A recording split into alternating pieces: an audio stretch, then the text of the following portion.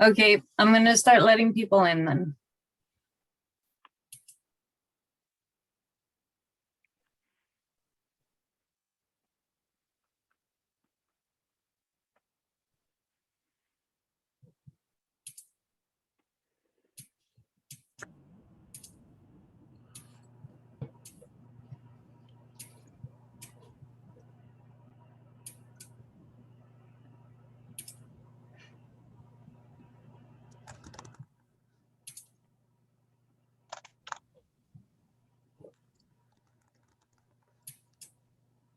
Emmy, I'm wondering if you want to just turn off the waiting room now so that people can come in without you having to pay attention to that. That could be a good idea.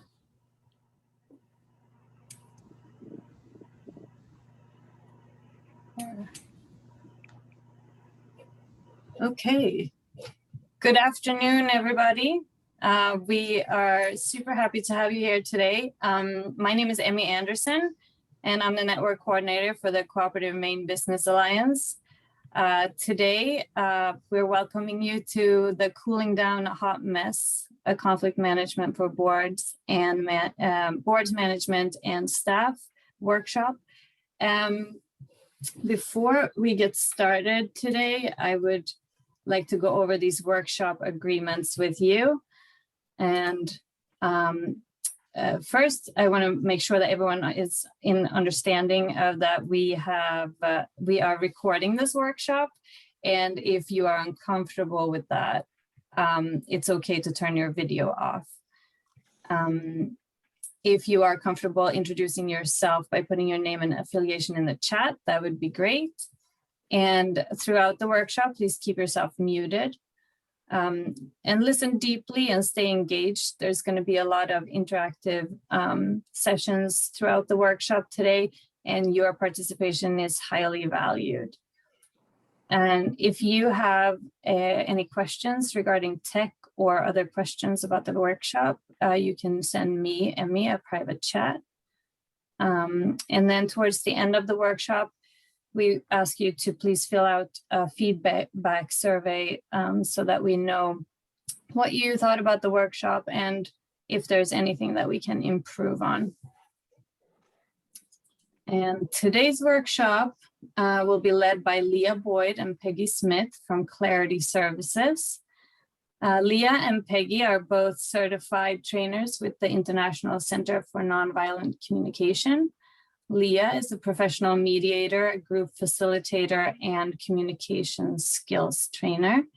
And Peggy has over 4 decades of teaching under her belt and is one of the founders of the Maine Nonviolent Communication Network. And as I hand it over to them, they will do a little bit more of a deep introduction of themselves and their process. We will have a Q&A, an ongoing Q&A today throughout the workshop. And then we will end at 3 p.m. sharp. And with that, I'm going to welcome Peggy and Leah. Thank you so much for being here. Thank you, Emmy. It's lovely to be able to see faces again. Hello, folks. So Peggy and I are delighted to be here today to share just a couple hours worth of a big body of work that we share and work with called nonviolent communication, as well as how that is informed by neuroscience and the work with something called resonant language. And so we'll be giving you a teaser, and hopefully that will get you excited and create maybe some impetus to want to even learn more. So let's see, a deeper dive into introductions. I think you did great, Emmy.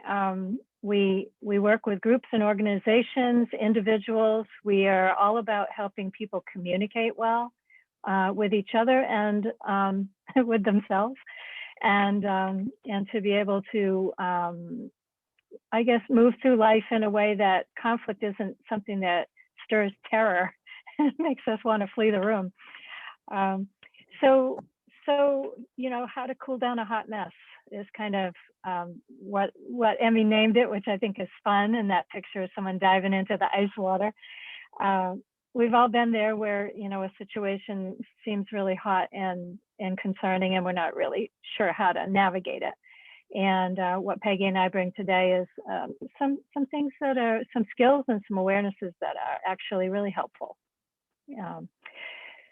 So I want to give Peggy a chance to say anything else she'd like to say as well about who we are and what we do. Anything else you want to add, Peggy?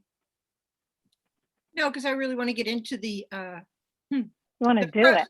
the protein of the event. I just want to Yeah. say, Emmy said we're going to end at 3 p.m. sharp. It depends on what time zone you're in, because I'm noticing there are people in different time zones. So 3 p.m. Eastern Standard Time. And Great clarification. what other thing I want to say is that instead of having a Q&A at the end, what Leah and I prefer is that you ask your questions as we go. So you can either type your questions into the chat or unmute and ask a question. Otherwise, I'm concerned you're going to sit there for an hour with your question in your mind and not actually listening to what's happening. So just think of the whole thing as not as a webinar, but as an interactive creation of which you are an equal part. Wonderful. Thank you, Peggy.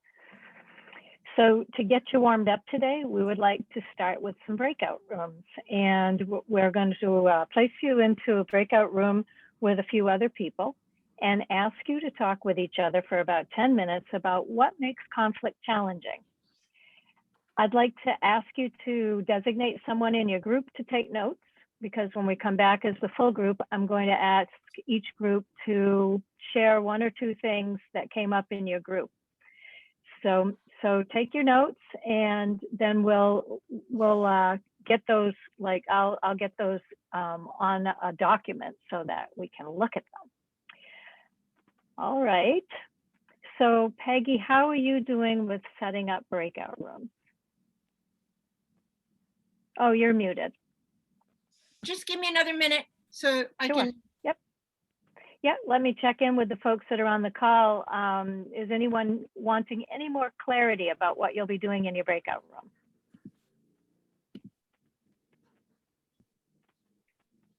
All right, great.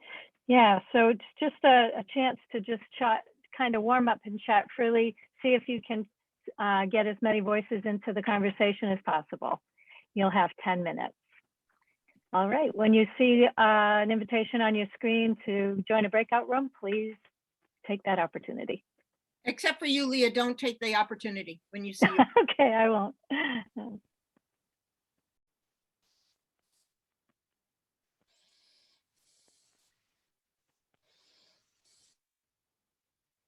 And will you let me know when everyone has returned? Sure.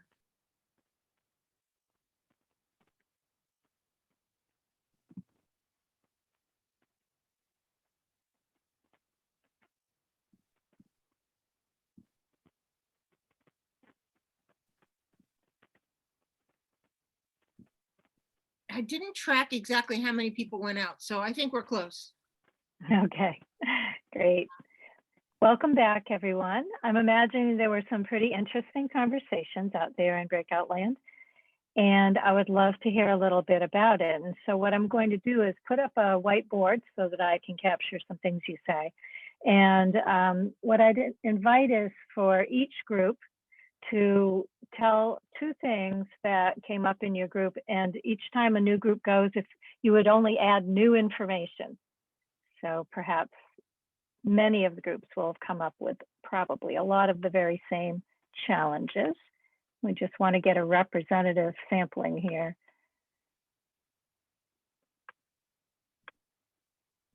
And let's see.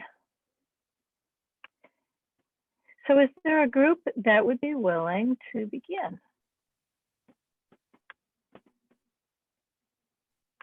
And I can't see everybody, so it will help me if you would raise your hand. I mean, if you would unmute yourself and speak up. I'd be happy to go from group 1. Fantastic. All right, tell me a couple things that came up in your group. When the fight flight or freeze reaction comes up, it can almost be like a roulette wheel, being hard to direct your emotions to where it's going to fall on the wheel, not knowing where it's going to fall on the wheel. It can be a weird mix of reactions all at once even. For sure. And we just don't know when we get into that space. Great. And did you have another one from your group? Absolutely. That many people can feel conflict avoidant, and to even say what the problem is can be challenging. Getting brave enough to risk the vulnerability of being able to say what the problem is can be scary. Sorry if that wasn't succinct enough. That's fine. Thank you. Great. Thank you much. Yeah. Is there another group that would be willing to contribute one or two?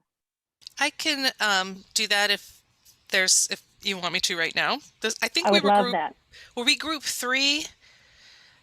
I think I was group 3. We were group 3. Okay, great. Wonderful. One thing we talked about was the neutral mask, and that really, I always felt like really good managers have this neutral expression and they're unflappable and they can handle anything.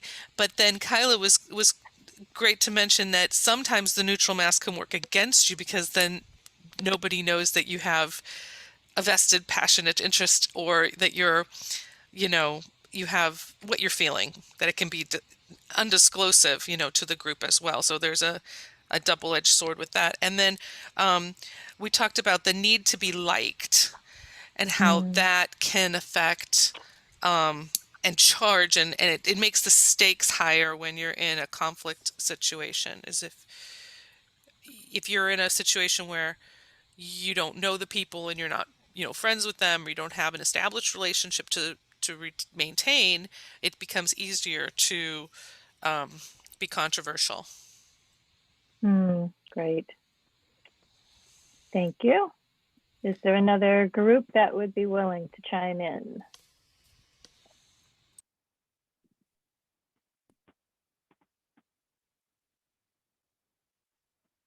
You can just take yourself off mute and speak right up.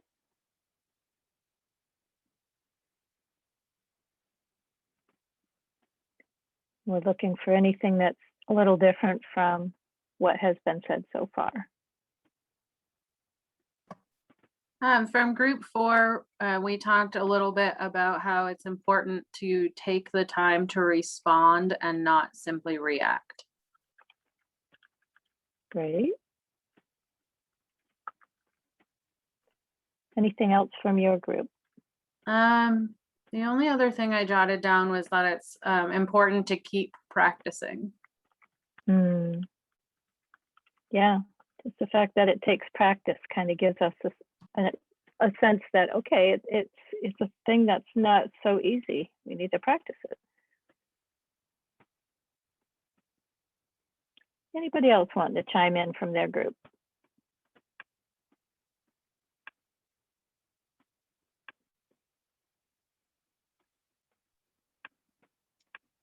I tell you here, I would say the most important part of this is being able to listen and not be defensive and try to see where the other person's coming from.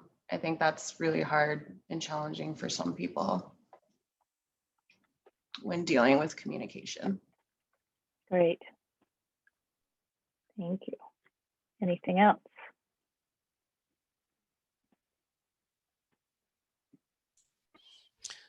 Hey, this is John. I ended a few minutes late, so I wasn't in a group, but I think letting go of being right, being open to being wrong.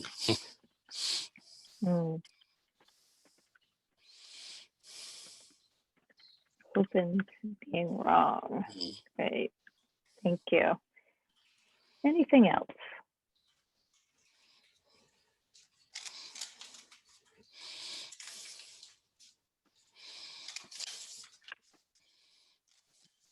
All right. Well, I think we've got a pretty nice list here. I'm not surprised that we might avoid the challenges of communication when you can see this list of things that get in the way. It can be really challenging to communicate when there's conflict. I wanted to say conflict here. What makes conflict challenging? Great. All right. I am going to go ahead and save this list.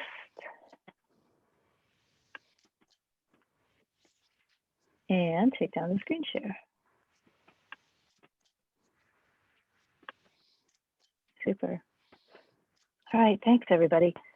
So our work today, kind of tying to, how does what we'll share today connect with conflict? And so I wanted to talk just a little bit to set up what Peggy's going to share, and that is, in our culture, we have some conditioning around what conflict is, what it isn't.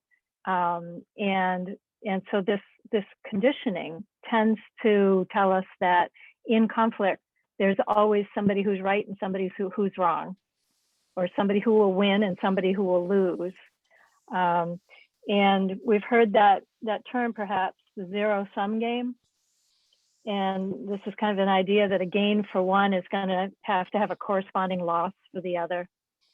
And kind of a sense that we're competing in some way. Conflict has some competitive piece to it that says there's something is scarce and one of us will get it and one of us won't, and that sense of the rightness, wrongness. All of those are pieces of the conditioning that we've received around conflict. I've even met people who don't want to use the word conflict because it has an immediate association for them with violence. And so if I think conflict, it always results in violence, then of course I would want to, get as far away from that as I possibly can.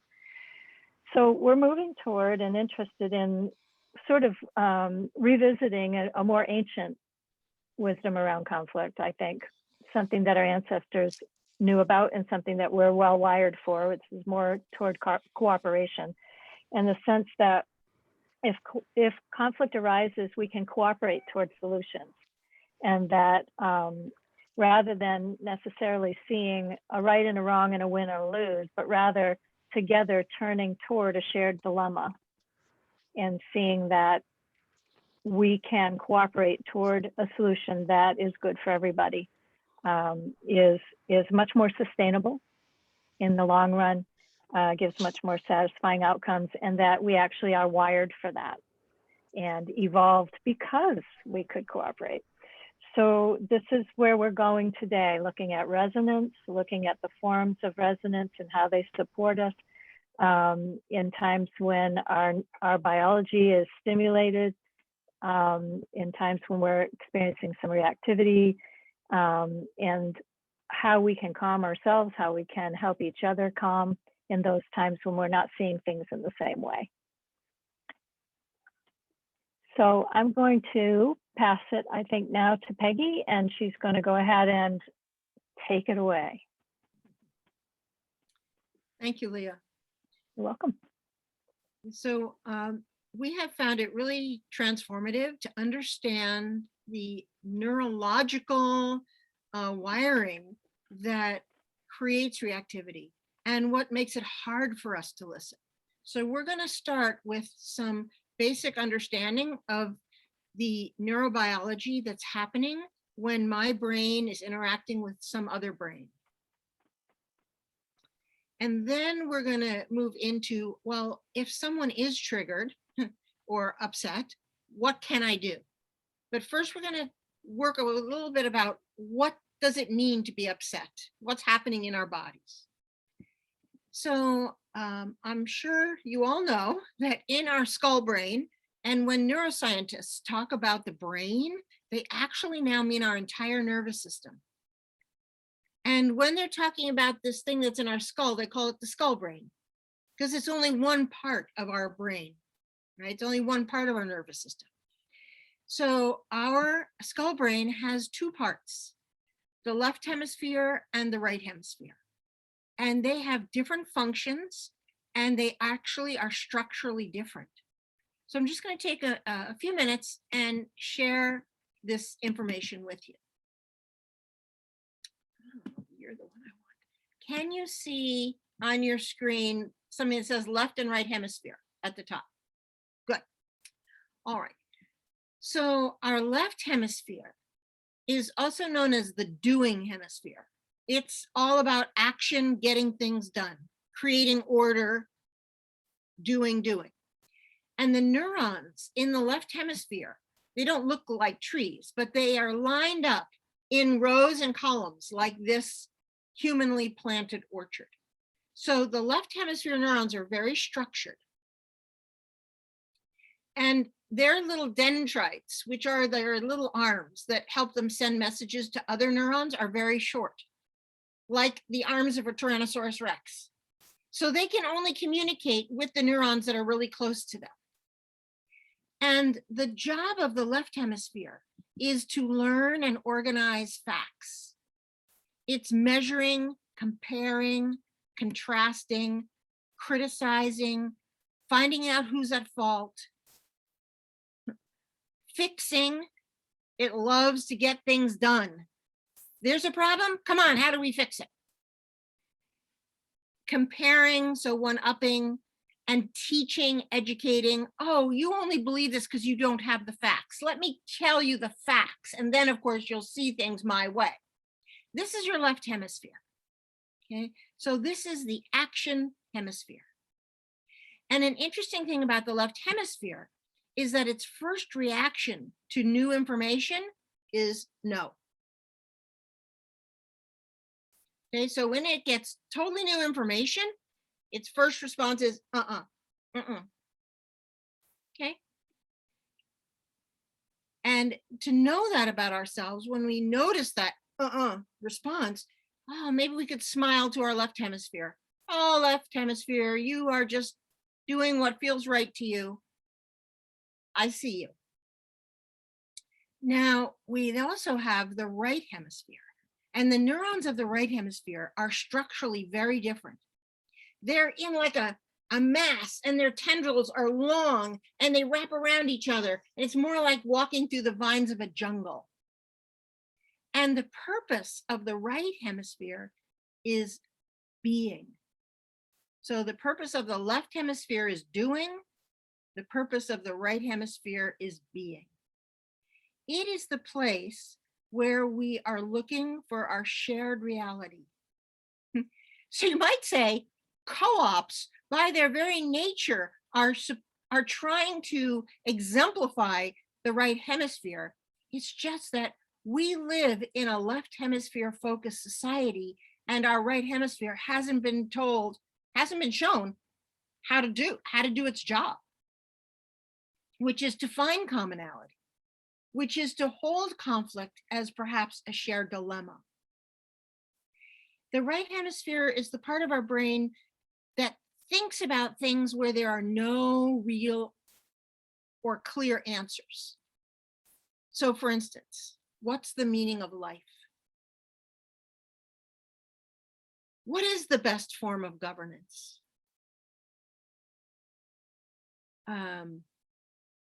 What happens after death anyway? You know, this is what the right hemisphere likes to mull over. How big is infinity? What existed before existence? Those sorts of big picture questions. This is the realm of the right hemisphere. So the right hemisphere enjoys finding our shared domain. It is the land of empathy, of warm accompaniment, of looking for accepting what is. It's also the hemisphere of grieving and mourning and handling strong emotions. So it is our right hemisphere that's supposed to come into play when we're having strong emotions. It's just that when you're born, your right hemisphere doesn't know how to do this, doesn't know how to handle strong emotions. It learns by however your care providers handled their strong emotions. So Archbishop Desmond Tutu from South Africa says, we learn to be human by being with other humans. And that is so true about our neurobiology. Our right hemisphere does not know what to do except by modeling after how our care providers managed. So I know that this was quick, and it's kind of an overgeneralization because most things require some parts of both hemispheres. But for instance, thinking about a big picture question, what might be the best form of governance for our organization? I'm thinking about that right hemisphere. But in order to communicate to other people, I need to speak or write, and that's left hemisphere. So we are usually in some sort of cooperative place. So I'm just going to take this down. Questions or curiosities about this? Yes, Megan. Okay, I was typing this in the chat, but it's just, I'm just going to say it. It seems as an educator, I've been a public school educator for over 20 years. In addition to now, I'm doing music on exclusively. It seems like with the STEM focus that we've been building left dominant brains for generations. I know that there is a new social emotional learning component in public school education now. People are starting to wake up to it's important for us to have both sides of our brains, but I do feel like practice makes perfect, and if all you're practicing is this left dominant scientific knowledge, that maybe we will have generations of people who can't think both ways, who can't hold two opposing ideas at the same time. But that's just something I've witnessed. I'm sure we all have. So I think we're in resonance in that our culture is a very doing culture. And there is some thought as to that is why our left hemisphere is actually a little bit bigger than our right hemisphere. They're not the same. They're not halves. As a former second grade teacher, I will assure you that a half, there is no such thing as a bigger half and a smaller half. That's something your mother made up, okay? As a second grade teacher, halves are exactly the same, and our hemispheres are not. Our left hemisphere is a little bit larger. The good news so yes, Megan, I mean, school itself is a left hemisphere community. There are right answers. In what parts of school are there really acceptance, except for maybe in music class, but even then, music itself, if I'm practicing scales, that's left hemisphere. If I'm composing, that's right hemisphere, okay? So, and same with mathematics. Arithmetic is left hemisphere, but mathematics is actually right hemisphere. So I'm going to guess that Einstein was a pretty good right hemisphere thinker. Okay, so you can see how they can go together. But as a culture, we tend to value getting things done. We are not so valuing of the poet sitting under the tree, composing some reality about whatever, right? So you get the drift, yes. And not only at school, not only do we have to get things done, but we have to get it done by the bell. So there's a lot of pressure to be left focused. And a cooperative society is actually right hemisphere dominant, supported by the left hemisphere.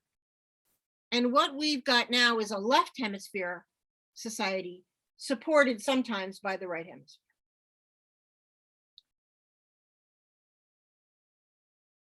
Did that help at all, Megan? Yeah.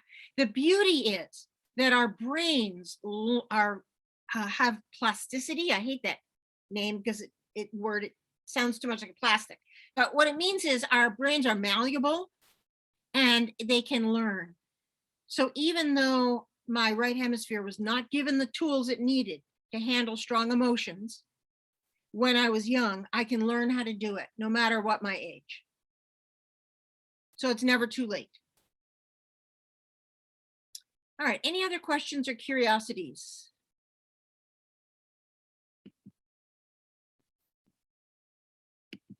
Okay, just a temperature check so that it's nice feedback for me. If this was at all interesting or useful, would you please give me a thumbs up? If you're not sure, sideways, and oh, this was really boring, a waste of my time, thumbs down. Okay, great. Oh, my nervous system likes a little reinforcement every now and again. All right. So when there is conflict, what is happening in our neurobiology? So we so often hear, you know, we need to listen better. We need to be more empathic. Okay. But with no guidance, how do you listen better? How are you more empathic, right?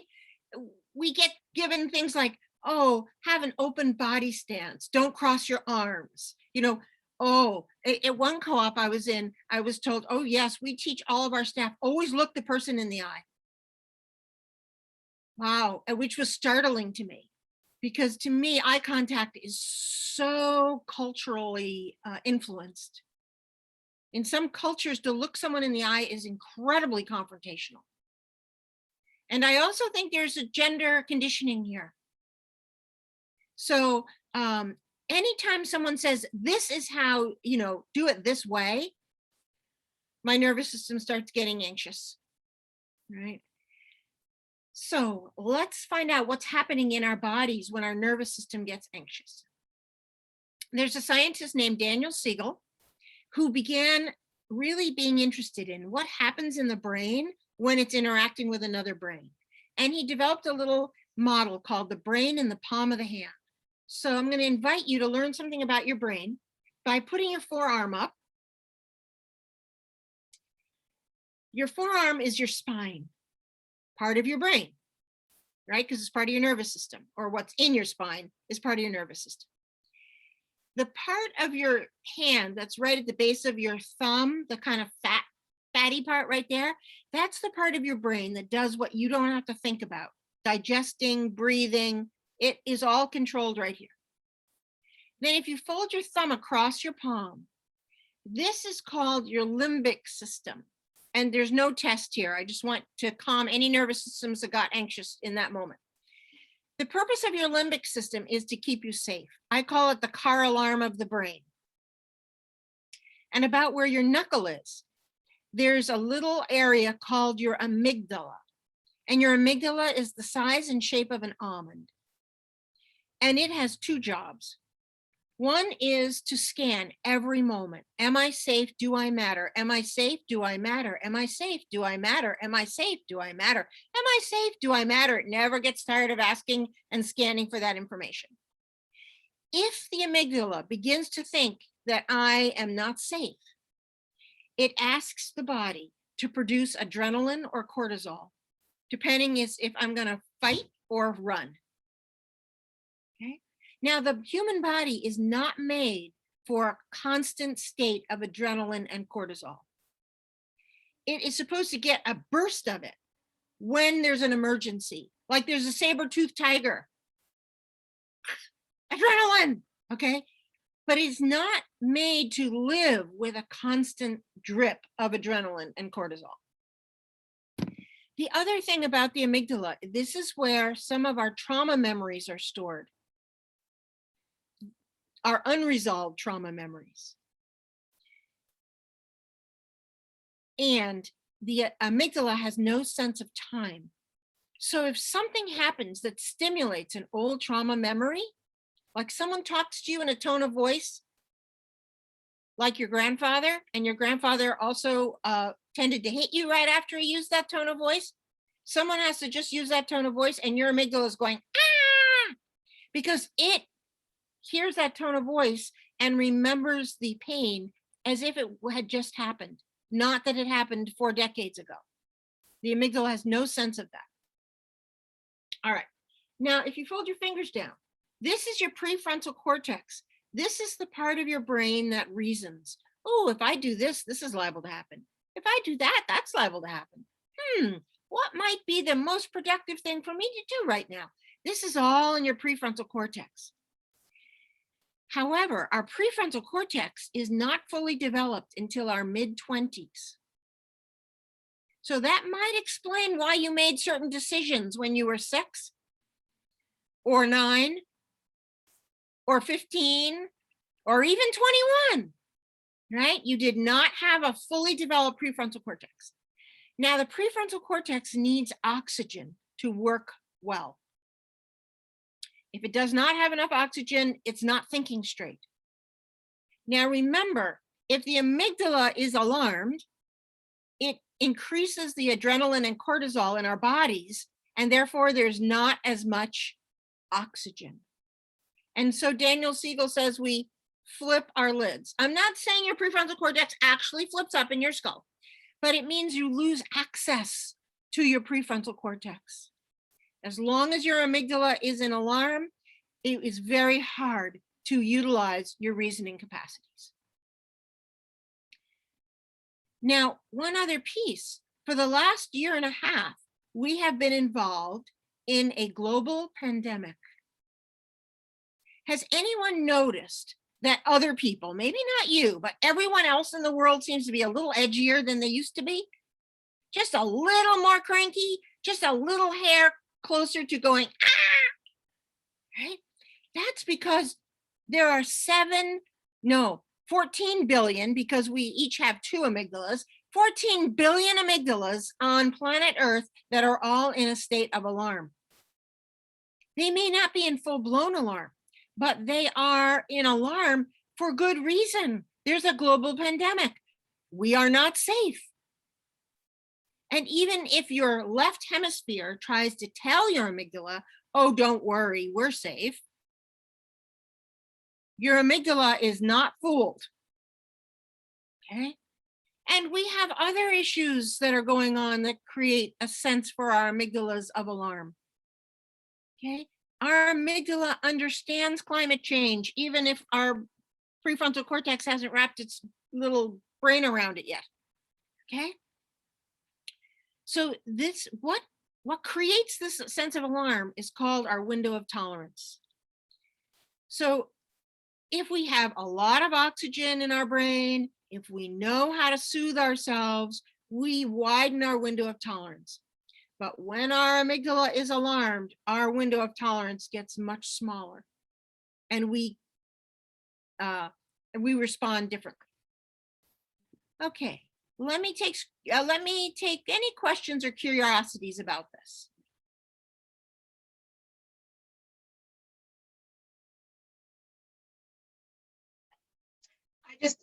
I love this brain in the palm of your hand. And is there someplace where I could, I want to share this with some of my coworkers.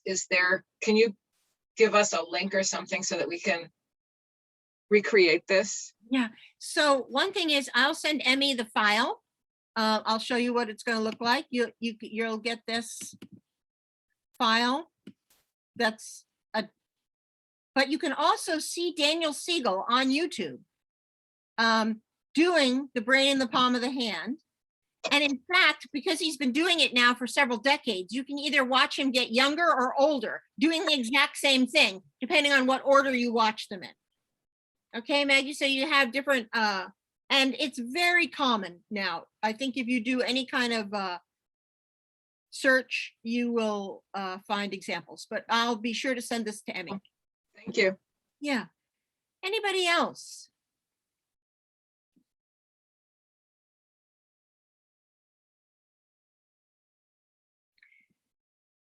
All right, so just to add to the complexity of things, our amygdala affects a very important nervous system called our vagus nerve. And our vagus nerve runs from the back of our skull down past our lungs and our heart, along our stomach, along our intestines, and ends at our anus. And this has a lot to do with how successful we are at social engagement. So when my amygdala is relaxed, I am in what's called ventral vagal. And I'm going to try to, I've been having limited success with my little drawing activity, but I'm going to try. Oh, here we go. Okay. So this will be me. And when my amygdala is relaxed, so I'm feeling safe and I know that I matter, I'm in ventral vagal. And when I'm in ventral vagal, I can actually read the messages that every human is sending around the edges of their eyes and the corners of your mouth. You might not know this, but you are sending out messages that other faces can read.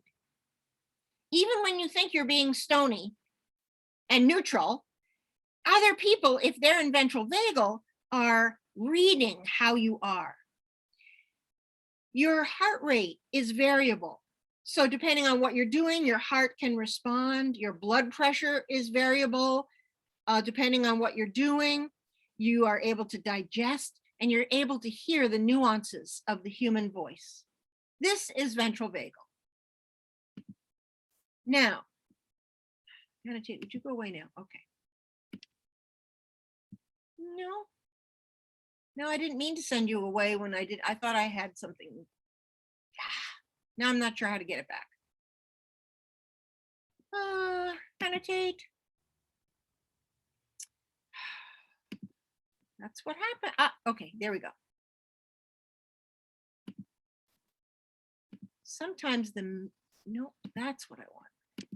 Okay, all right, there we go. Now I want you to move. There, now I'm back in the swing of things.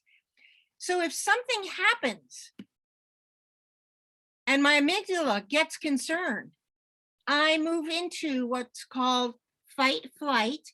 And this person we study with has added something called alarmed aloneness. This deep sense of being alone, even when we're in a group of people.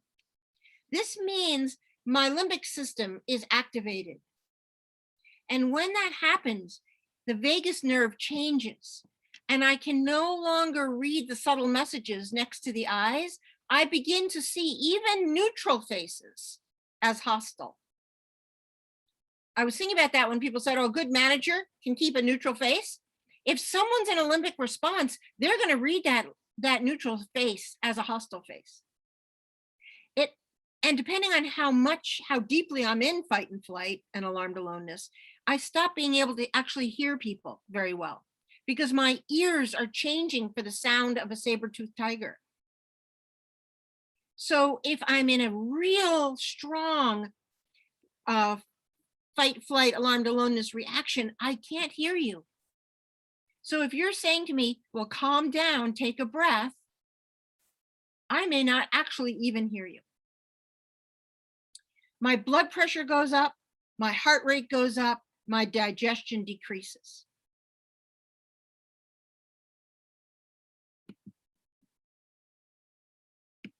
And then if whatever's happening, my nervous system is not having a sense that I'm being able to deal with this, it's not getting any better, I can go into what's called dorsal vagal, which is an actual system collapse where I disassociate or I go to sleep. Okay? And all of this has to do with my window of tolerance. If I'm here and someone has transgressed my window of tolerance, I'll start moving in this direction. But if someone does something to help me regain my window of tolerance, I move back up here. So what I'm gathering from Emmy's invitation is that she would like us to help you see how do we help people stay in ventral vagal? And how do we help ourselves and other people recover when we're in fight, flight, alarmed aloneness and move back towards social engagement? Please do not believe that the goal is that we stay in social engagement all the time. Because I do not think that's realistic given our biology and our history. And to me, that's a left hemisphere thought. We should be able to stay in ventral vagal all the time, right? That's left hemisphere. And right hemisphere is going, oh, of course you're feeling fight, flight, or alarm and aloneness. I'm with you. I am with you. You're not alone. Okay, so just knowing that in every moment we are moving up and down this ladder. And the more I can self-regulate, the more I can help myself go back up the ladder. And the more likely I can be to help somebody else go back up the ladder. All right. I'm going to pause for a moment, take any questions or curiosities.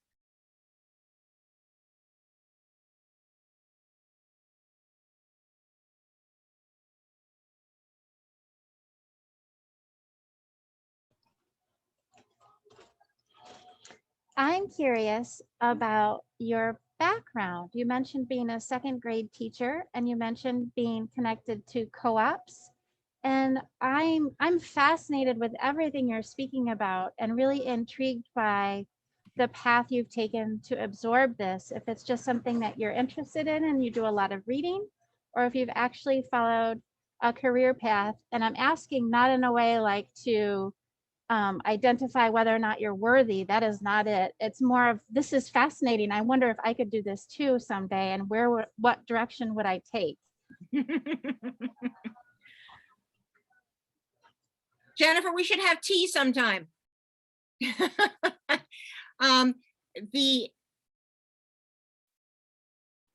tiny teaser of that, when I was 11 years old, my family happened to live in England, and we took a family vacation to France, and my father took us to the American cemetery for Normandy Beach. This is where Americans who were killed at the invasion of Europe are buried.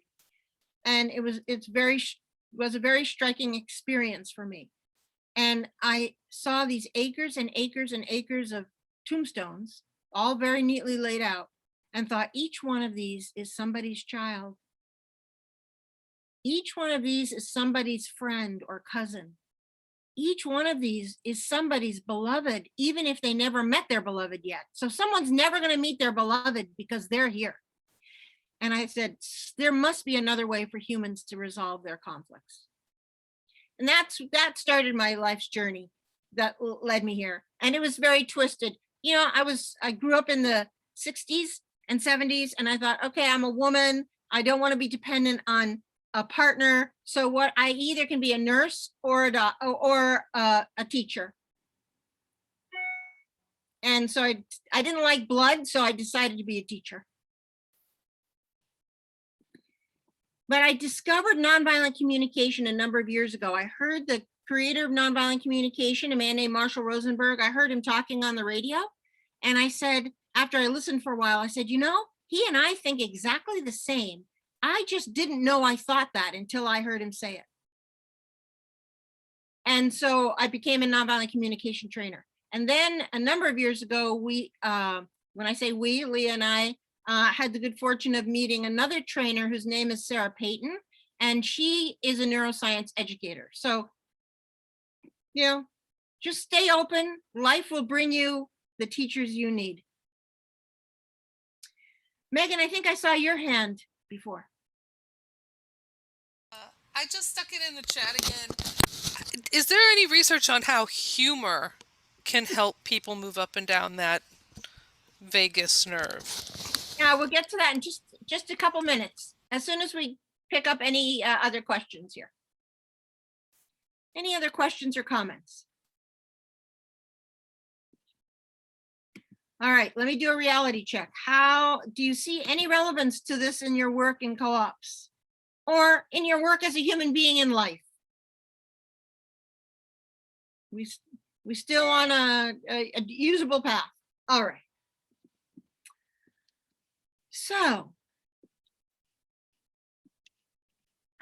there we go. So if I notice that I'm in some level of alarm, or I'm talking to somebody else who's in some level of alarm, what could help? I think I'm going to start with what doesn't help, because this is what your left hemisphere will do to try to deal with the problem. Your left hemisphere will try to do one of these things. They'll try to fix it. They'll try to educate the other person, They'll try to do some sort of analysis. They will try to take sides or offer a lot of sympathy. Or it may try to change the subject by telling that other person, oh, well, this is what happened to me and it was much worse. Or you may say to yourself, oh, this isn't such a big deal. Get over yourself. Okay. These are all reactions of the left hemisphere trying to do something that it's not really made to do. So if you find that you want to try to fix, educate, judge, take sides, minimize, sympathize, try to catch it and say, oh, left hemisphere, you're doing the best you can. But those strange women, Leah and Peggy, said, my right hemisphere might be the way to go. So these are things that help the right hemisphere. And we're going to take time to learn about these different things. Not all of them, because we have about an hour left. The first thing that can really help an alarmed nervous system is feelings and needs guesses. Now, this is what we're going to spend a very little time on today, because this is the heart of nonviolent communication. And for us to do it justice would take more time than we have. We wouldn't have time to do anything else. But if this intrigues you, this is the work of nonviolent communication. Nonviolent communication holds at its heart that everything we do and say, there are feelings arising in our bodies, and there are universal human needs connected to it. That all humans are motivated by the exact same desires. So I'm overriding myself. I'm saying, okay, we are going to take just a little minute to explore what might be the universal human needs that everyone is motivated by. I'm going to ask you, or no, I'm going to give you 3 gifts. The first gift is a PhD in anthropology. So you now have the skills to interview any groups of people, even all co-op members. Okay. You now have a travel pack. You can travel anywhere on planet Earth instantly, and you can get back, and you don't need a passport, and you don't need a COVID proof of vaccination. And the third gift is a universal translator. You can understand any language. So with those 3 gifts, if you went off and interviewed any groups of people and asked them this question, what do humans need to thrive? What do humans need to thrive? What do you think would be on everyone's list? And I'm going to take the screen share down for a minute. And if you don't want to unmute and say it, you could just put it in the chat. What do you think are the qualities that all humans would agree they need to thrive? But please say it in English, because my universal translator is broken. A sense of belonging. Yes, belonging. Safety, acceptance. Yes. Connection. Love, connection.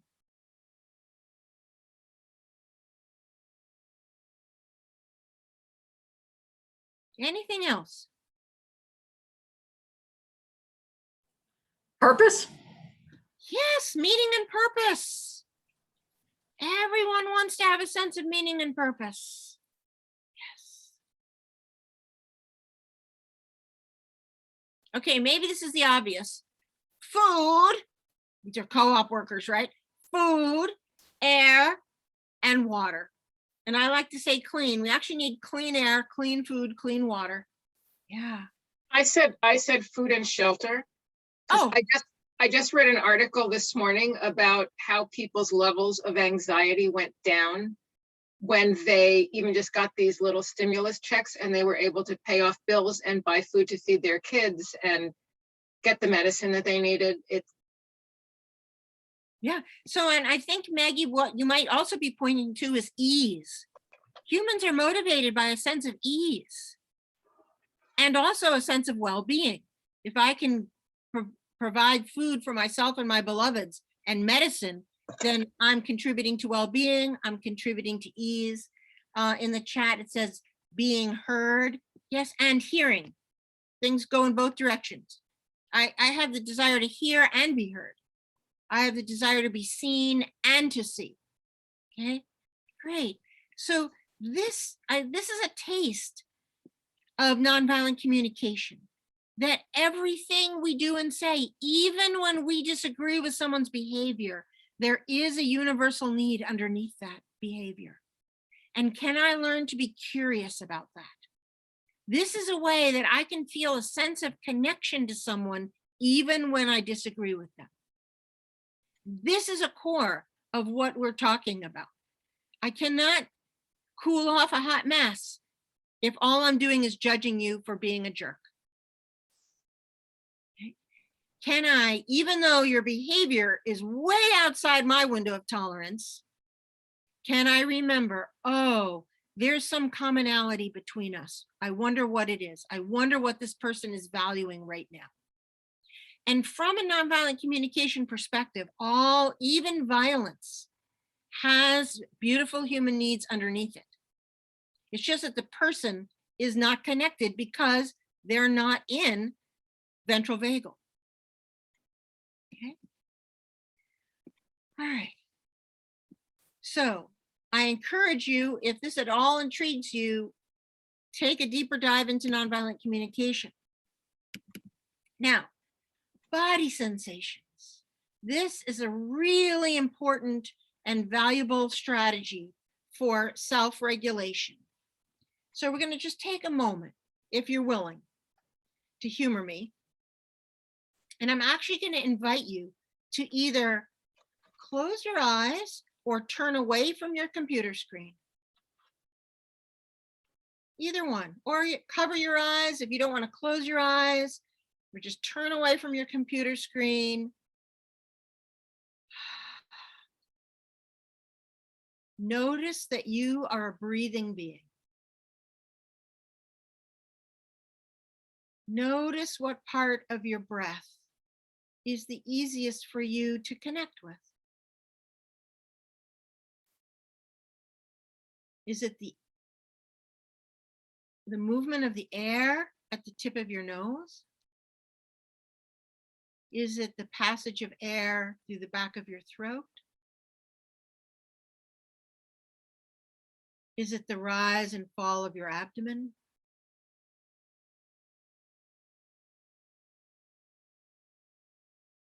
And can you notice your feet?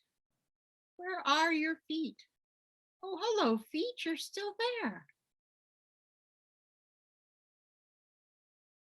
What are your feet touching?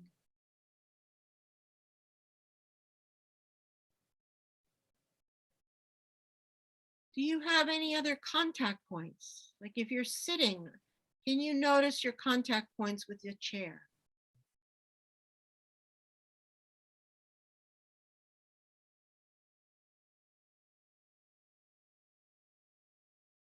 Can you notice the contact points between your skin and your clothing?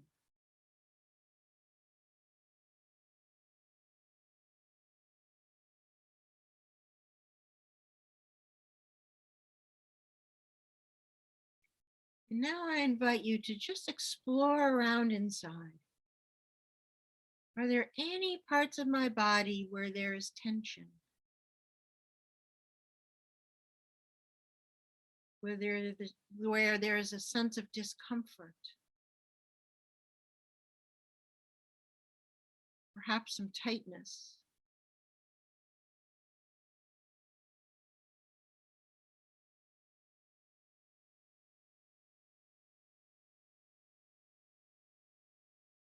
And are there any parts of the body that are at ease,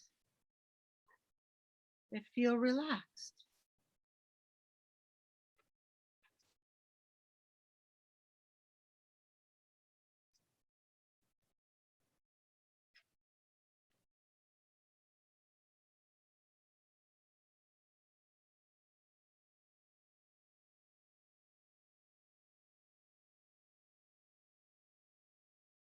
Is there any part of your body that's inviting you to move gently?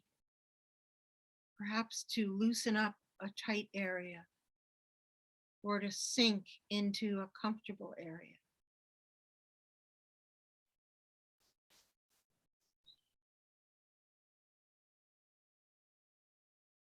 Now I invite you to take 2 more breaths that you're aware of, and then come back to us in our Zoom room.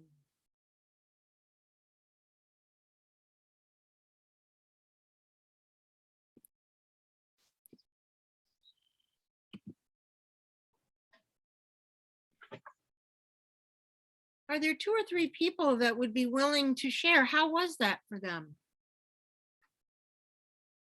And do you notice any difference in your quality of how you are now than you were a few minutes ago?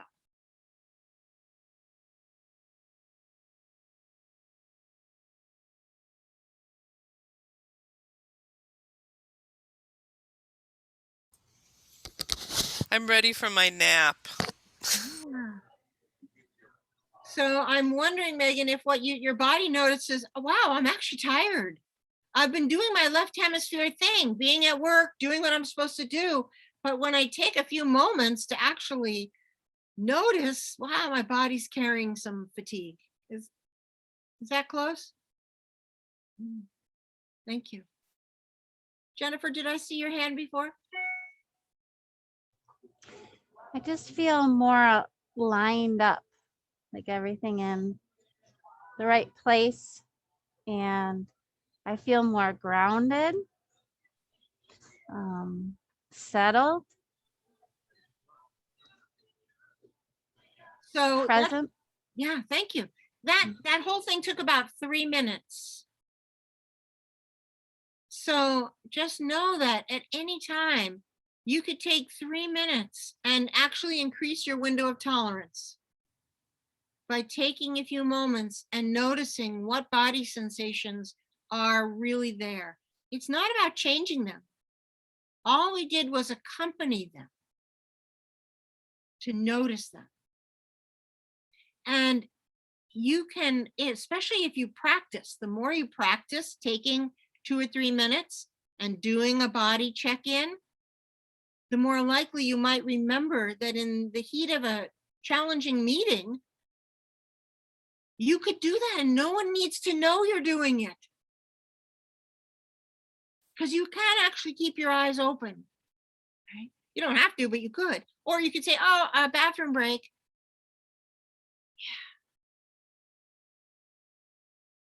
Yeah. All right. Any questions or curiosities about that? I'll have to do something stimulating so Megan can wake back up again.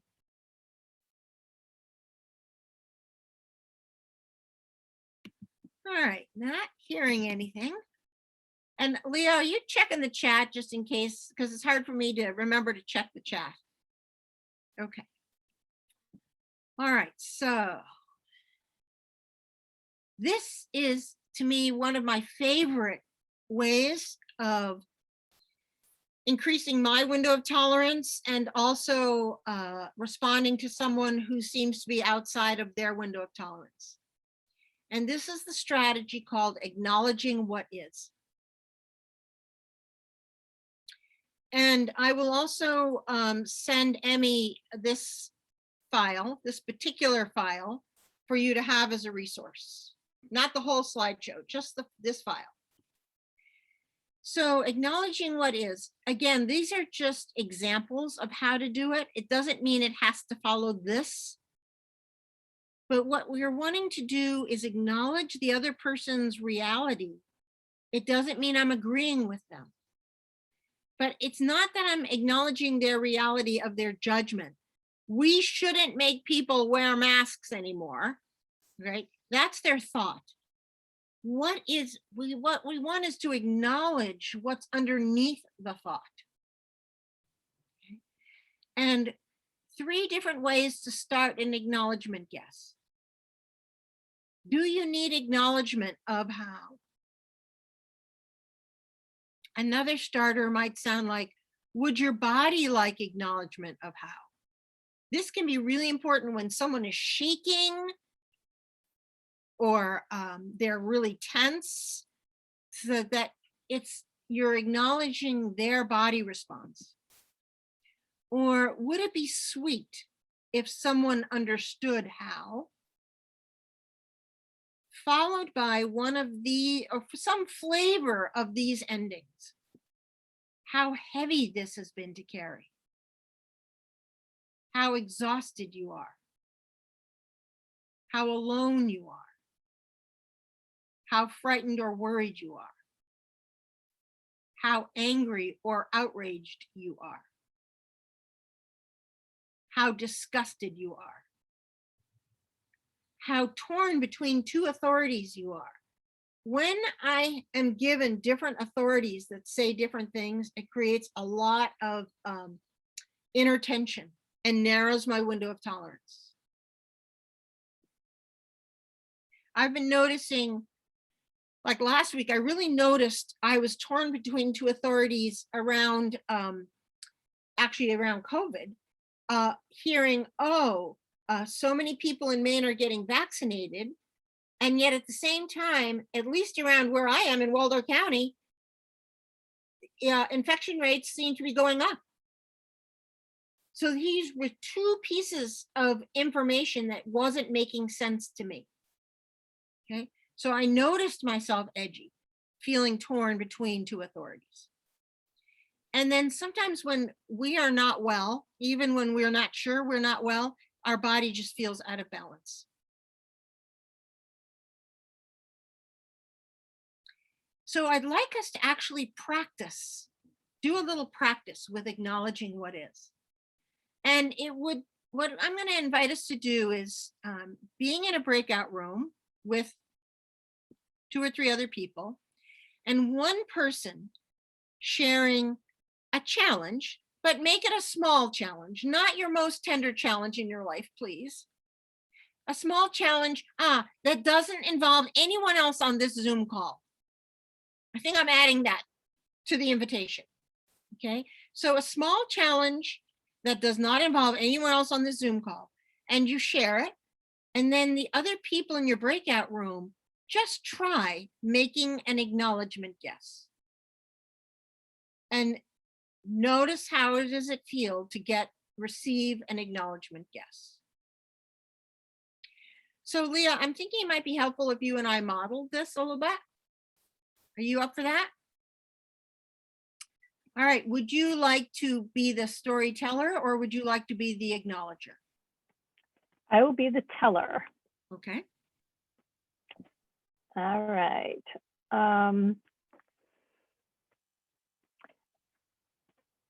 I'm really getting frustrated with how my horse keeps cycling through rounds of skin troubles. It seems like she's having a really big reaction to mosquitoes now. After all the hives problems we had, now she's got mosquito problems. Not sure what's going on with her. Would you appreciate acknowledgement for actually how heavy this is to carry the well-being of your horse? Yeah, thank you.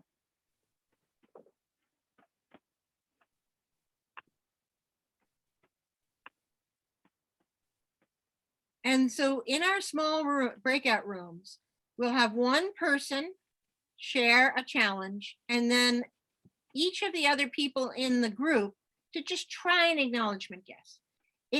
Now, just check in with your body right now. Is anyone in a sense of alarm? Because if you are, it's your left hemisphere goes, oh, I don't know how to do this. I might be at it wrong. Oh, goodness, I need to get a good grade to be accepted. Okay, it just meant you went to school. It's okay. And you could turn to that frightened part of you and say, would you like acknowledgement that you yearn for acceptance? So so just know, and that could be your story. That could be what you shared.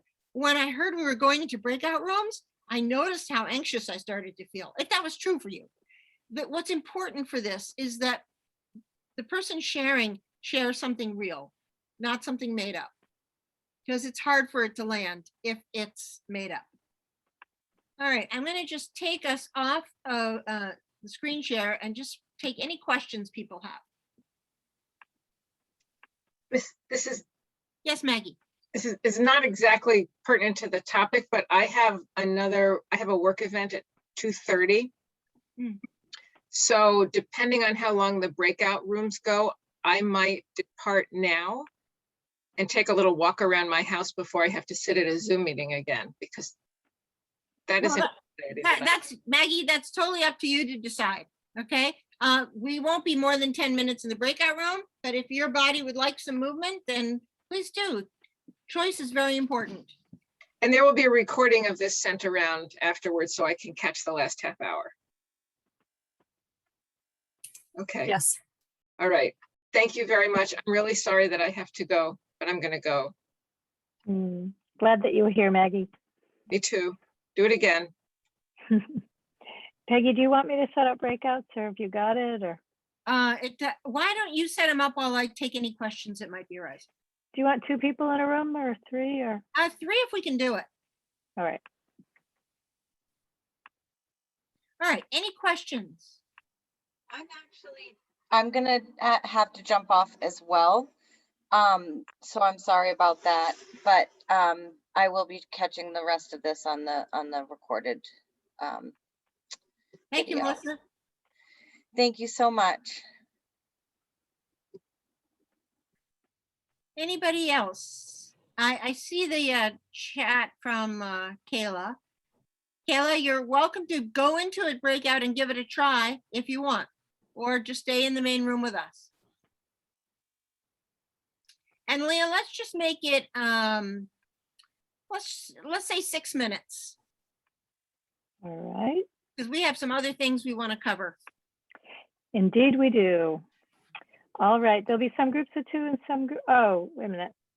Changed my mind. Never mind. And I wouldn't put there we go. Kayla, don't put Kayla in a group of 2 because she may not be able to communicate. Okay. All right. I think we're good to go whenever you're ready. We're ready. All right. Here we go.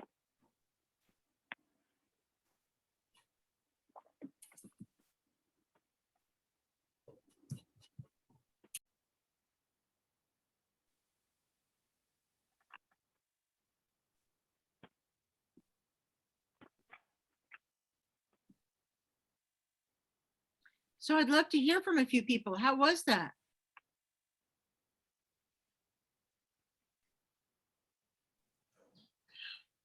I found it really awesome because I talked about, well, just having broken a rib and the story behind it. And my the 2 people in the room with me really nailed how I was feeling. And it's not anything anybody in my personal life has acknowledged. But it was really big. Oh, wonderful, Sarah. I'm glad you were able to receive that form of resonance. I had a question about whether another word could be substituted for acknowledge. Like what, Megan? I don't know. Would you like, I don't know. I don't know. So actually, Emmy and us were talking about this while you were out. I really enjoy a quote. I'm not sure if it's true, but I'm remembering it, so I'm going to call it true. A quote of the Dalai Lama. Learn the rules thoroughly so you can break them completely. But until you learn them, you can't break them. You know what I mean? You might accidentally, but so if there's really a word, if you have a strong allergy to the word acknowledgement, okay, try it. But I'd also just try acknowledgement, even to yourself, Megan. Like if you find yourself in some sort of internal conflict, can you say to yourself, Megan, would you like acknowledgement for how frightened and worried you are right now? If that makes sense, whatever is the right ending. And just notice, do you receive any kind of relief?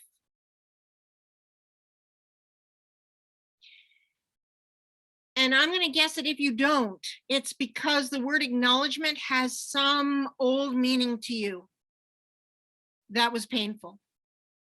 And so therefore you're looking for something else. You know, that word is itself a trigger for you. Okay. It may not be for other, it may be for you, but it may not be for other people. So just to hold that reality. I would say find out what brings some relief to you and then see if it brings relief to other people. How is that for you to hear, Megan? Okay. All right. What I'm hoping you see is what I'm addressing is not necessarily the issue that the person is wanting to, deal with. It's the underlying emotional reality underneath the issue.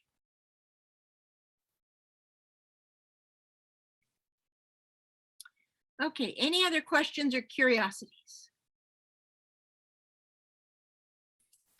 I'm wondering if, and maybe this is not the place to ask this question, but what if you're following all the rules of this nonviolent communication structure and it doesn't help? You don't get you can't dissolve the conflict. What happens? Well, first of all, you call Leah because she's a great mediator. See, the thing is this, when we say it doesn't work, what does that mean? It doesn't work. It doesn't mean I'm not getting the other person to behave the way I want them to. Yeah, I guess. Because that's often what we mean by, it doesn't work. Well, what does work mean? Right? So we all have our window of tolerance, Emmy. How much are we willing to stay in the dance? That has a lot to do with our window of tolerance. It has more to do with our window of tolerance than the other person. The other person. Great. Thanks for that answer. And if my window of tolerance is smaller than is useful, it only means one thing. It means I need more empathy. I need more acknowledgement for how challenging this is for me. Okay, that's the key. More empathy. But it's not necessary, but we so often want empathy from the person we're in a conflict with. And they don't have the capacity to give us the empathy. So our practice as practitioners is to learn how to get empathy from other people, not the person that I'm directly in conflict with. I have a quick question. Does this work on teenagers? And the reason I ask is because you mentioned that their prefrontal cortex is not working right. It's just not developed. So does this work on them?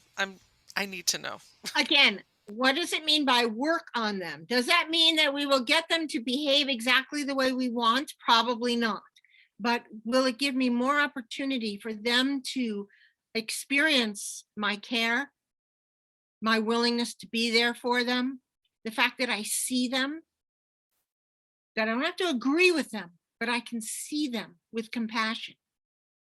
Not I see them and boy, are they in shit, right? Not that kind of seeing, but can they experience that I see them with compassion, even if I'm saying no to their behavior?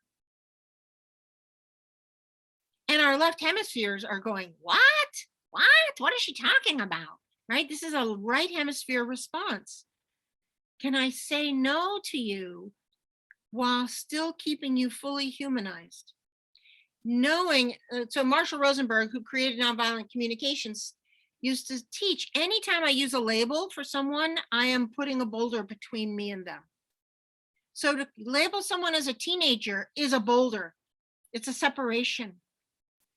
To label someone as man, woman, trans, any label we use for someone is a way of separating myself from them.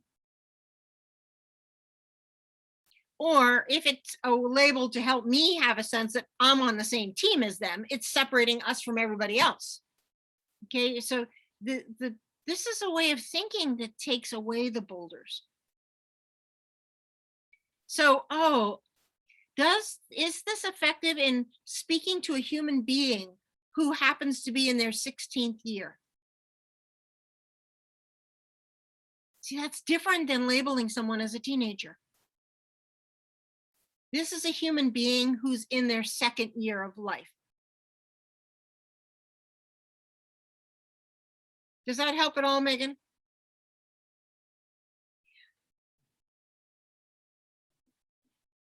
So would you like to get another strategy for helping create resonance?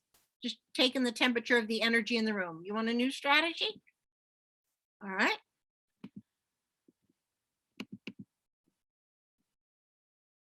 Another one of my favorites is impossible dream guesses. Now, an impossible dream guess, the important thing about this, it is literally impossible. Not improbable, but impossible. So, an example of an impossible dream guess. Would you enjoy taking a walk and come back in 15 minutes and find out that COVID-19 has completely disappeared from planet Earth?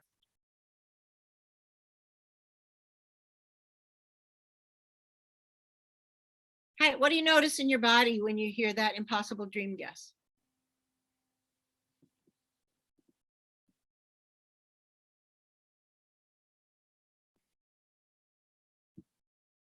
There's certain things about mute I don't like. It's very quiet here. So an impossible dream guess is when I make a guess, when I bring in something that's magical. Sometimes it can be a little humorous, and it's magical thinking. The right hemisphere loves magical thinking.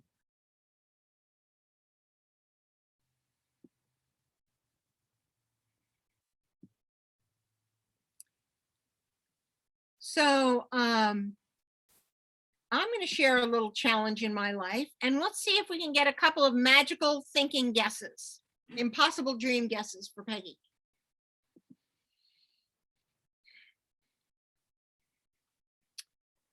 So last year I noticed that in the field right next to my property, 2 invasive species, a Canadian thistle and Himalayan jewelweed. And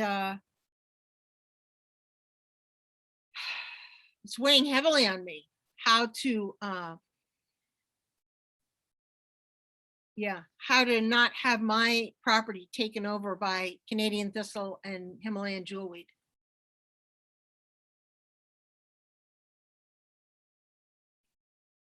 Anybody willing to come off mute and make an impossible dream guess for me?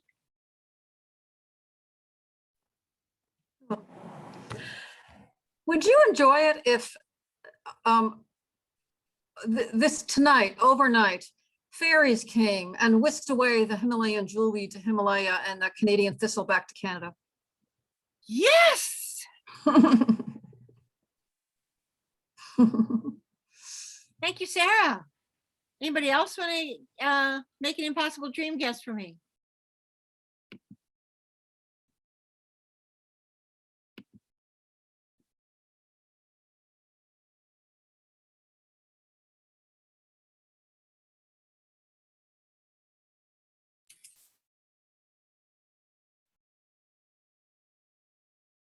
Yes, Jennifer.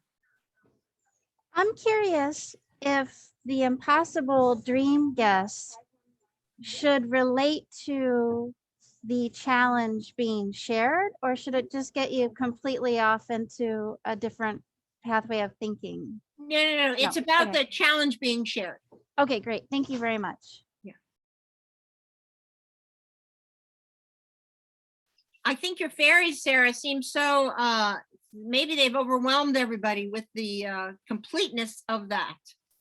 All right. Maybe somebody else, does anyone else have a small challenge in, not that Himalayan jewelweed is a small challenge. It is not a small challenge, but does anyone have a not too hot a challenge that they'd be willing to share, and we could make an impossible dream guess for them?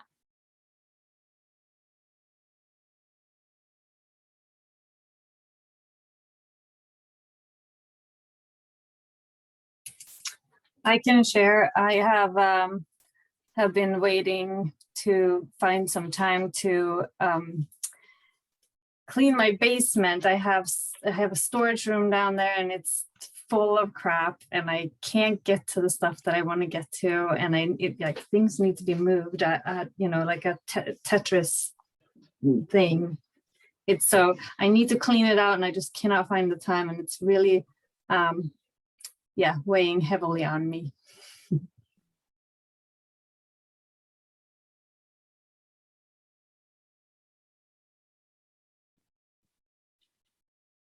Emmy, I'm wondering if you would enjoy it if at midnight tonight, time froze and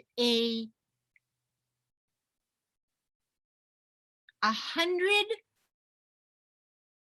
genies showed up and went with you to your storage area, and you only had to think about what you wanted to have happen, and it just happened. They took care of it all, and it was all swept and vacuumed and dusted and perfectly painted when they were done, and then whoop, the clock started running again. That would be wonderful. I would really enjoy that. Send them to my house when you're done, will you please? Okay. Mine's not limited to my basement. I have a quick question about this. So there is an incorrect way of doing this. If I were to say something like, would you like Marie Kondo to come and organize your basement for you? That's a little too close to home. That's probable, so that wouldn't work. You would want to go beyond that. Is that correct? Well, it depends on, I mean, if it's at all possible, then it's not an impossible dream guess. So I was, it's thinking about your question about teenagers. Would you say to the teenager, would you love to live in a world where your mother did whatever you asked within 10 minutes of you asking of it? Now, that may not be impossible. That might be highly improbable, but is it impossible? I don't know. Only you would be able to answer that question. The idea for me is for when someone is stuck, to create with a piece of humor, there's a piece of humor here, create an unstuckness.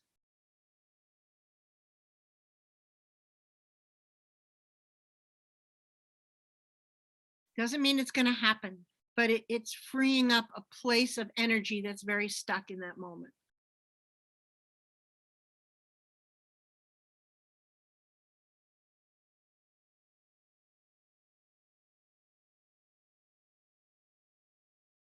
All right, any questions or curiosities about impossible dream guesses?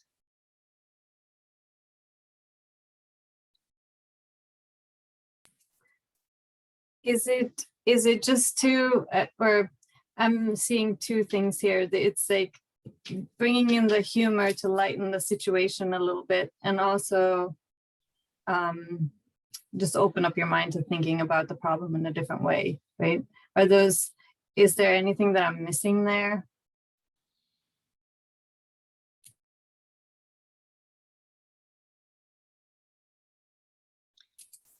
I'm pausing because there was something hovering in my mind, but like something in my right hemisphere, my left hemisphere hasn't grasped it enough to put it into words yet.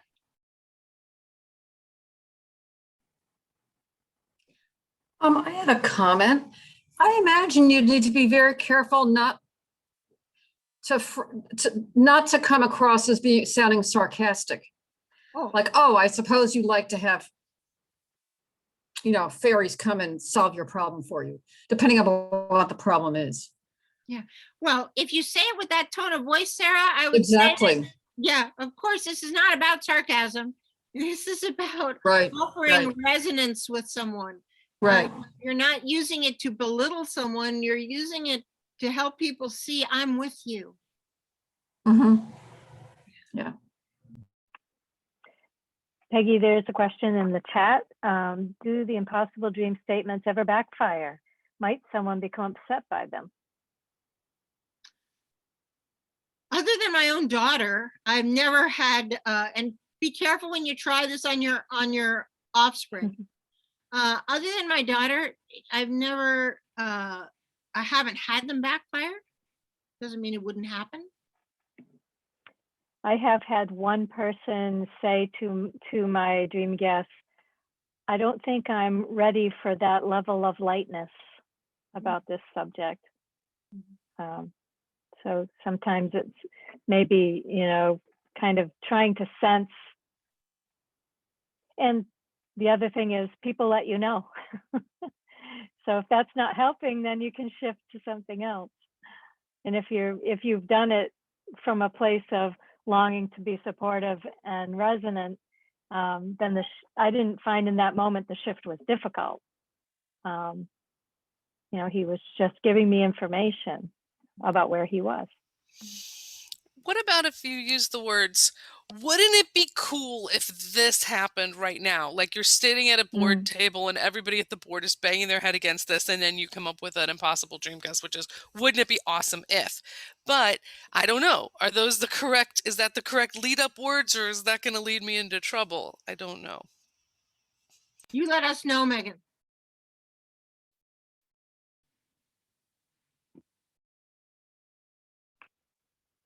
My sense of impossible dream guess is it's less scripted than some of the other techniques that we're talking about, and more really focused on, can it truly be impossible, and kind of magical feeling.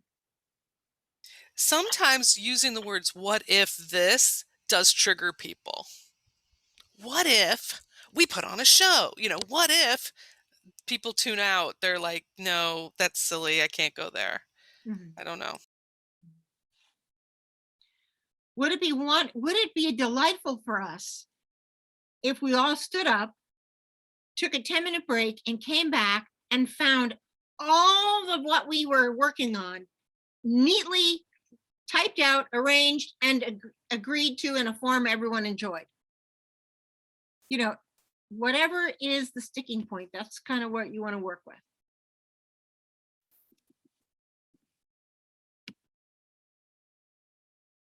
Yeah, your what if reminded me of when a few years when I worked in a little alternative elementary school, and there was always the, but what if Martians came? What if? I needed an impossible dream guess at that point. What if no one in this school ever said what if again? Oh, yeah. So, yeah, you try it and you find out. Alrighty, I wanted to honor my agreement with Emmy. So I want to go back to the overall list, because I think it was Megan who asked, what about humor? And humor and swearing, both are up here. The left hemisphere likes swearing, it likes humor, with this caveat. I am not making a joke at the person who is in distress. It's more that I'm looking out at the world from their perspective and making a joke about that. Same with swearing. I'm not swearing at the person who is upset, and that could be myself included, but I am swearing, sort of looking at the world through their eyes and swearing. And the right hemisphere loves a mixture of something spiritual and holy and some body function. Sort of like, holy shit, that is twisted, isn't it?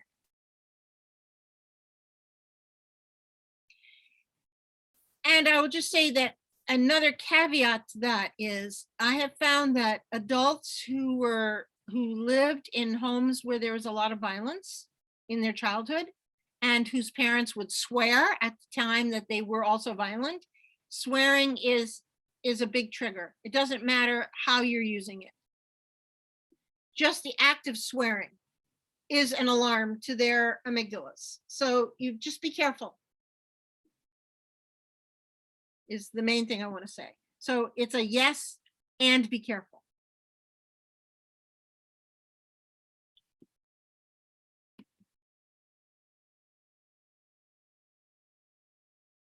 So I'm thinking about maybe a 5-minute breakout, Leah, for people to just mull over what are they taking from today, and what relevance might this have to when we find ourselves in a sticky mess.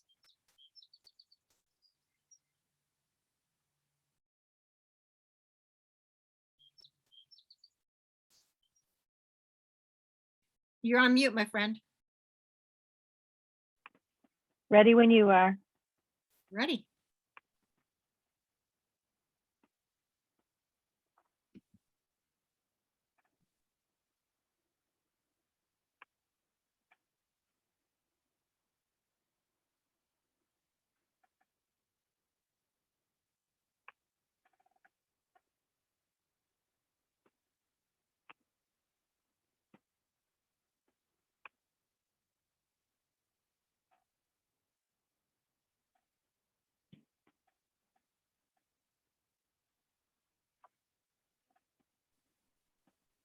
Oops, did I say left hemisphere?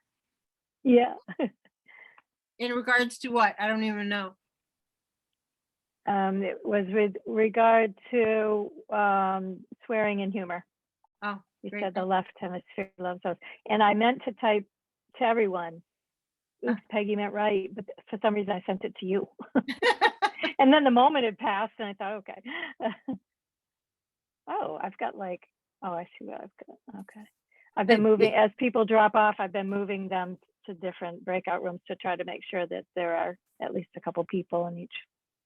Thanks.